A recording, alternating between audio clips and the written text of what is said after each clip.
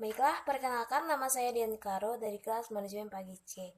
Di sini saya akan menjelaskan yaitu tentang video yang telah diberikan oleh Bapak Adri Mursalim, yaitu judul video mencari tabel optimal metode MODI atau metode transportasi.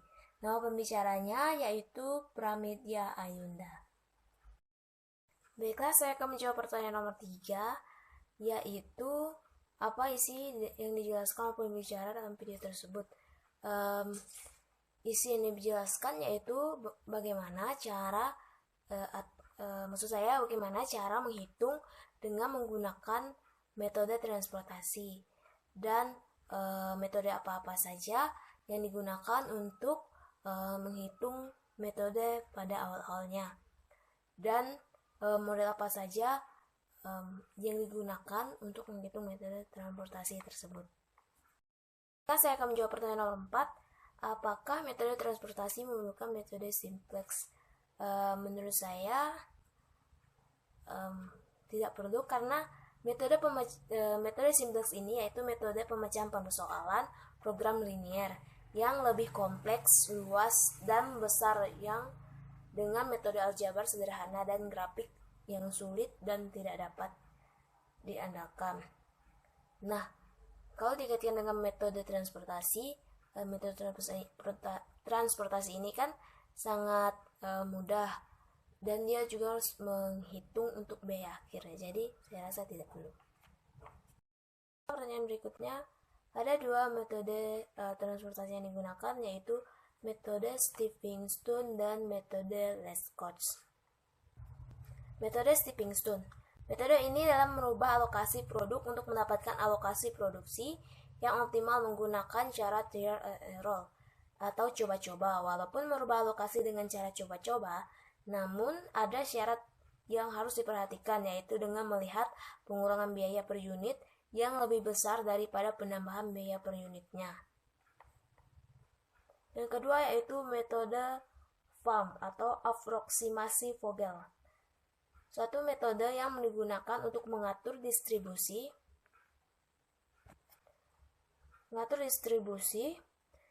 dari sumber-sumber yang menyediakan produk-produk yang sama di tempat-tempat yang membutuhkan secara optimal. Teknik pada metode FAM ini yaitu berbeda dengan dua metode sebelumnya, yaitu metode transportasi dan stepping stone, di mana untuk mendapatkan solusi yang optimal dilakukan berulang-ulang sampai kondisi optimal tersebut terpenuhi. Kita lanjut ke pertanyaan berikutnya, yaitu ada 3 metode untuk menyelesaikan pemecahan awal. Yang pertama yaitu metode stepping stone, yang kedua yaitu metode Lescott, dan yang kedua metode FAM. Metode stepping stone. Metode ini dalam merubah alokasi produk untuk mendapatkan alokasi produksi yang optimal menggunakan cara trial and error atau coba-coba. Walaupun merubah alokasi dengan cara coba-coba, namun ada syarat yang harus diperhatikan, yaitu dengan melihat pengurangan biaya per unit yang lebih besar daripada penambahan biaya per unitnya. Yang kedua yaitu metode FAM atau aproksimasi Vogel. Suatu metode yang digunakan untuk mengatur distribusi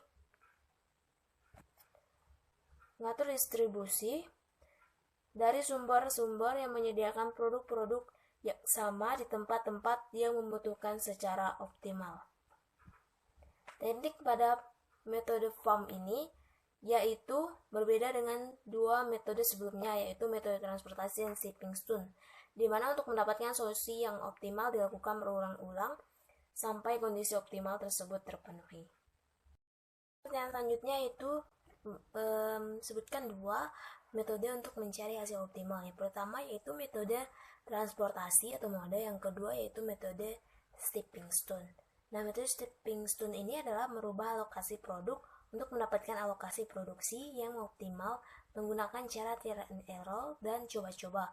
Walaupun merubah alokasi dengan cara coba-coba, namun ada syarat yang harus diperhatikan, yaitu dengan melihat pengurangan biaya per unit yang lebih besar daripada penambahan biaya per unitnya. Metode transportasi atau Mediford Distribution Method. Metode transportasi MODI atau divided distribution method adalah salah satu metode transportasi untuk mencari solusi akhir. Nah, metode ini mirip dengan metode Stephenson karena keduanya sama-sama mencari solusi akhir dari mode transportasi akan mendapatkan biaya minimum. Langkah pengerjaannya yaitu yang pertama, memberikan angka untuk masing-masing sumber dan tujuan transportasi dengan ketentuan sebagai berikut, yaitu yang pertama, angka untuk sumber diletakkan pada baris pertama tabel transportasi adalah 0. Yang kedua, memberikan angka tergantung pada sel yang sudah terisi pada solusi awal. Sementara sel yang belum terisi, sel yang diberi tanda script dapat diabaikan. Kemudian jumlah dari angka diberikan pada suatu sumber dan tujuan harus sama dengan biaya yang ditimbulkan dari pendistribusian sumber ke tujuan tersebut.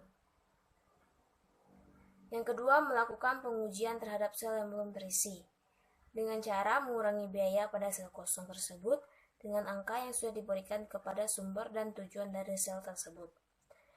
Jika hasil dari uji sel kosong ada yang memberikan angka negatif, maka solusi mode yang dikerjakan dianggap belum optimal dan akan dipilih hasil uji sel kosong yang memberikan angka negatif terbesar. Pada sel kosong yang memberikan angka negatif terbesar tersebut, mengamati lompatan yang dapat dilakukan pada tabel kosong tersebut dan memilih unit terkecil pada lompatan bernilai negatif dan menambahkan unit tersebut pada lompatan yang bernilai positif, serta mengurangkan unit tersebut pada lompatan bernilai negatif. Jika sudah tidak ada angka negatif, maka tabel transportasi dianggap sudah optimal dan sudah memberikan biaya minimum. Dan kemudian langkah yang ketujuh, menghitung biaya transportasi yang dihasilkan dengan cara menjumlahkan hasil kali dari jumlah unit dan biaya masing-masing sel. Dan kemudian kita akan mendapatkan hasilnya. Lanjut ke pertanyaan 9, yaitu apa kepanjangan MODI? MODI yaitu Modified Distribution Method. Baiklah, saya akan menjelaskan bagaimana cara menggunakan metode transportasi atau Modified Distribution Method. Metode transportasi MODI atau divided distribution method adalah salah satu metode transportasi untuk mencari solusi akhir. Nah, metode ini mirip dengan metode Stephenson karena keduanya sama-sama mencari solusi akhir dari mode transportasi akan mendapatkan biaya minimum.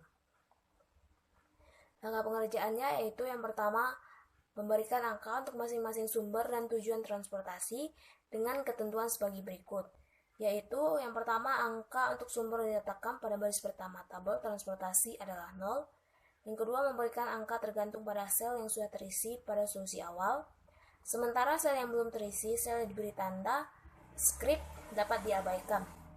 Kemudian jumlah dari angka diberikan pada suatu sumber dan tujuan harus sama dengan biaya yang ditimbulkan dari pendistribusian sumber ke tujuan tersebut.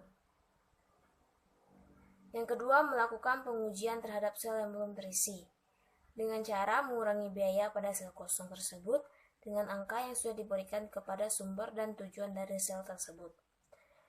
Jika hasil dari uji sel kosong ada yang memberikan angka negatif, maka solusi mode yang dikerjakan dianggap belum optimal dan akan dipilih hasil uji sel kosong yang memberikan angka negatif terbesar. Pada sel kosong yang memberikan angka negatif terbesar tersebut, mengamati lompatan yang dapat dilakukan pada tabel kosong tersebut dan memilih unit terkecil pada lompatan bernilai negatif dan menambahkan unit tersebut pada lompatan yang bernilai positif, serta mengurangkan unit tersebut pada lompatan bernilai negatif. Jika sudah tidak ada angka negatif, maka tabel transportasi dianggap sudah optimal dan sudah memberikan biaya minimum. Dan kemudian langkah yang ketujuh, menghitung biaya transportasi yang dihasilkan dengan cara menjumlahkan hasil kali dari jumlah unit dan biaya masing-masing sel. Dan kemudian kita akan mendapatkan hasilnya. Baiklah, pertanyaan yang ke-11, yaitu yang terakhir, pendapat saya tentang bagaimana dosen mengajar. Menurut saya, dosen yang mengajarnya tadi itu bagus, dia menjelaskannya dengan baik.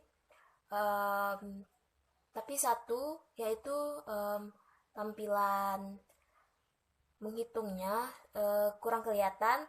Jadi saya sulit untuk melihatnya dan saya kesulitan di situ.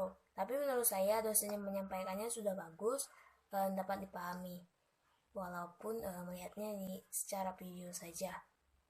Manfaatnya bagi saya yaitu saya bisa mengetahui yaitu bagaimana caranya mengerjakan dengan metode MODI atau metode transportasi tersebut. Nah, ini sangat penting bagi saya karena sebagai anak jurusan manajemen, saya harus mengerti tentang hitungan yaitu manajemen operasi. Sekian penjelasan dari saya. Terima kasih.